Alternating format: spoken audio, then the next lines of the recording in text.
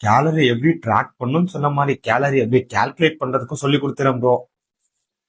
சொல்லிடுவோம். Muscle building and recovery டே 11 இந்த மாதிரி மோர் வீடியோஸ்க்கு நான் ஃபாலோ பண்ணிக்கோங்க. கேலரி கால்குலேஷன்ன்றது ரொம்ப சிக்கலான விஷயம்லாம் ஒன்றும் கிடையாது. ஆனா நீங்க எந்த ஒர்க் டைப்ல இருக்கீங்கன்றத பொறுத்து தான் அதை கால்குலேட் பண்ண முடியும். இதுக்கு நான் 3 விதமான ஆக்டிவ் பர்சன்ஸ் எடுத்துக்கலாம்.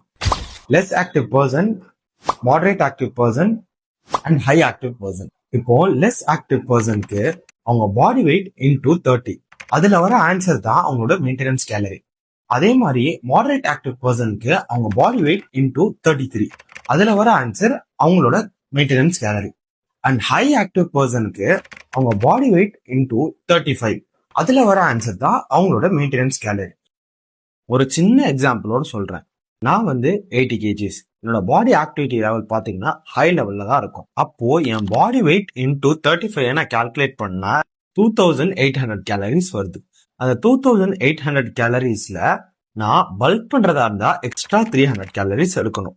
அதே மாதிரி நான் கட் பண்ற மாதிரி இருந்தா -300 கேலரிஸ் எடுக்கணும். இல்ல எனக்கு இப்பயும் புரியல அப்படின்னு சொன்னீங்கன்னா நீங்க எதுவுமே பண்ண வேணாம், எனக்கு டிஎம் பண்ணுங்க, நானே உங்களுக்கு ஒரு நல்ல டயட் சார்ட் தரேன்.